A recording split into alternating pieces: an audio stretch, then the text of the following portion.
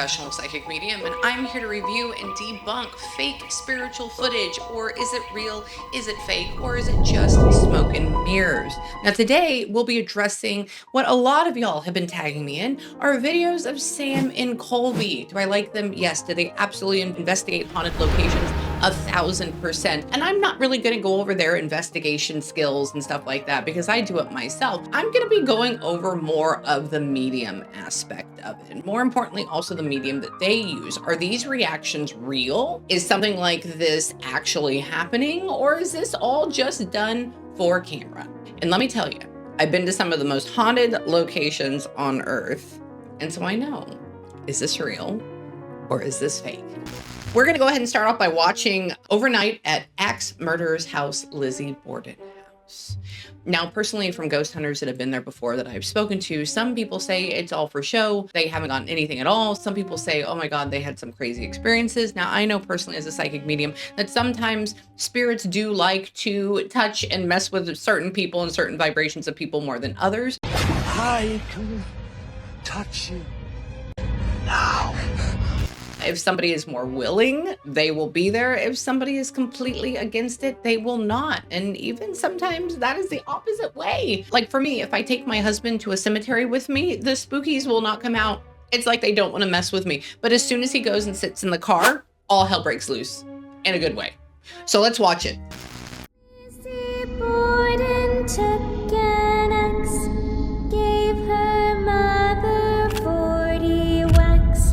What we're trying to figure out today is why would Maggie, the maid, lie on the stand and basically vouch for Lizzie in these murders? And more importantly, how did the cops not realize that it was Lizzie when honestly there was a lot of evidence where they could figure it out? For example, a couple days before this happened, Lizzie told her friend that something was about to happen to her father. And she just saw a picture of the woman. Cyanide at a store. There's another fact where literally it's rumored that Lizzie's dad killed her pigeons with a hatchet in her basement. And what murder weapon did Lizzie choose to murder them? Quote unquote, a hatchet. Basically, all signs point to Lizzie as the murderer, but a lot of people don't talk about the maid, Maggie. So hopefully we can talk to the dead, get some answers, and figure out why this place is so haunted. Amanda, do you think you could talk to these people? Well, I mean, the whole reason that I'm here is because a lot of YouTubers use equipment like dowsing rods, things like that they say work. You guys took it one step further and found somebody who can actually communicate straight with the dead. Oh, so God. I'm super excited. She says that dowsing rods and stuff like that don't actually work. I absolutely agree with her. I think they're better off for using to find water on property than they are for finding spirits. In fact, I think they're kind of stupid. Come at me, bro. I'm here on this trip without knowing anything. She specifically asked not to know the information. And when we first pulled up to do the intro, what did you see? You know, at this point, when you go to haunted locations as a medium, you can get information, right? I think that's amazing. But I think at this point, if you do know information before you come to the house and you're actually able to get things like, let's say on a spirit box, or let's say on a device, or let's say even digging deeper into it so you don't have to waste your time on those topical things like, is it a woman, is it a man, is it a grandfather? Like, tell me, what is her birthday? You know, what did the day look like that day outside? What was the weather like? You can go through and you can spend your time on those minute details instead of doing the same thing over and over again, which is saying, is this a woman, is this a man, blah blah blah blah.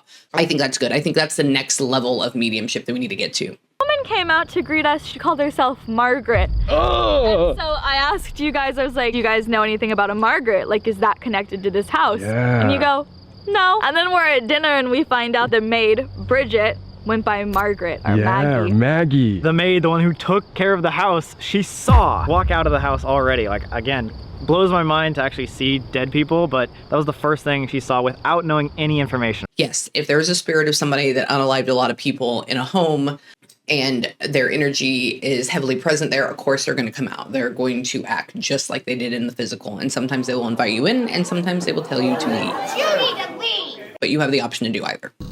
You see it shoot up to 1.2 when I put it up. Do you think he'll want to play with the ball? Like if Colby does it? Colby's gonna roll the ball to you. Gently. Not so it goes under. Okay, yeah, I'm gonna do it gently. Ready? Here we go. Whoop! Yahoo! It went up to 0.7 when it passed through. Wow. Can you send it back? Oh my god! What? Ball's moving. The ball's just moved. Did you see that? No? It's still moving. Can you try sending it back again? So they just went upstairs and they have this very, very old home that obviously is made of wood. And the ball just rolled and it came back just a little bit when she sat up and pressed down. For me personally, as an investigator, I would look at this as maybe like, maybe she shifted a floorboard. I would need more evidence than that. But good try. Duke, do you want the ball?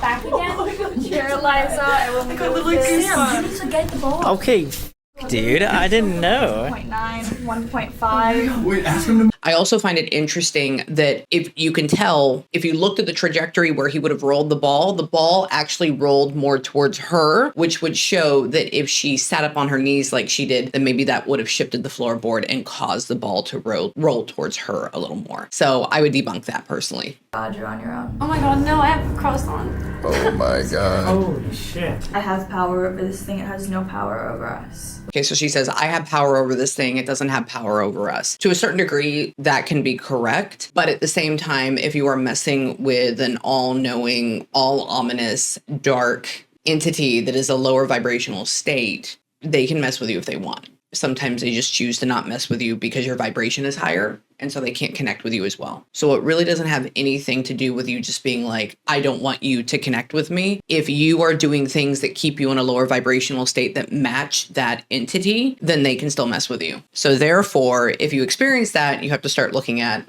what is your vibration and how do you raise it? Let's continue. It can't touch you unless you let it touch you. I just got really lightheaded. That's great. She got really lightheaded. That's normal because that spirit is passing through her. It's going to make you feel this woo type of feeling. To leave. Oh my god.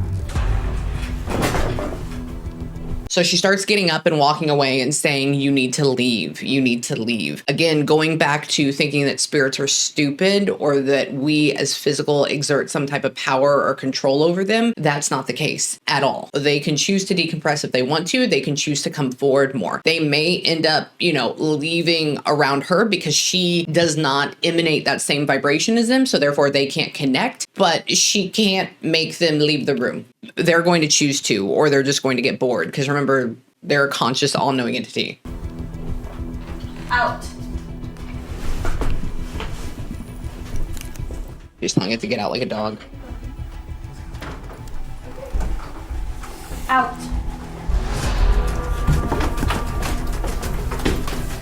He ran up to Abby's room. That's where it ran. I didn't even think about this being Abby's room, but it left. It ran into Abby's room. I'm not saying what she's doing is wrong. I have mad courage and respect for this girl, but you don't chase a spirit. You have no control over it. Like, they choose to connect with you because you match them in frequency, or they don't. I would even say personally, since they know everything, they know the future, they know the past, they know how you're going to react because they see things from a different viewpoint. Instead of it just one after another, they see it from top down. I would even say they probably led her up to this space, up to this room, so that way they could go back downstairs and mess with the people that were in a lower vibrational state around that table or around that lower floor. Because with her being there and being in a higher vibrational state, they couldn't get to them. So therefore, she really was the key for making them leave. Not her wants, not her ideas, not telling them to go. It was her energy instead. Interesting. It's gone now? It's gone. It's out. Why would it just come up here and then leave? So it was in the dining room and then Why would it just come up there and leave? It never left. It just didn't care to connect with you anymore. just ran up the stairs and then dipped out the windows? Or? I chased it. Oh. That's what I mean when I say that you can't let these things fuck with you. We are the ones in power. Another question people ask me a lot is if I have physical reactions to when spirits come around. Mm-hmm. My heart rate normally sits around 50. Right now it's at 102.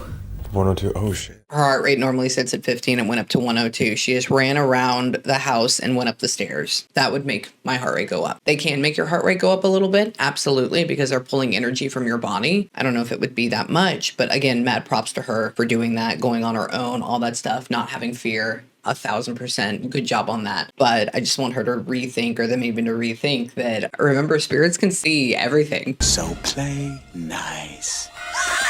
Because you are a spirit in a body, and now you don't have a body and you can see every single dimension and every single choice. I'm going to double down that spirit led her up there so that it could go and access these other people because, well, it wanted to. And it feeds on fear because it's a lower vibrational entity. Very interesting. Good job to all of them for going through and sitting in that house in the middle of the night. Remember, our fear feeds these things. And so if we don't have fear, it has nothing to chew on, essentially. Same is with spirits in heaven or in a higher vibrational state. They feed on love, right? They feed on connection, all of that stuff. Remember, you are the key to connecting with the other side, but also remember that you are both on the other side and in this reality at the exact same time. You never cease to exist in either.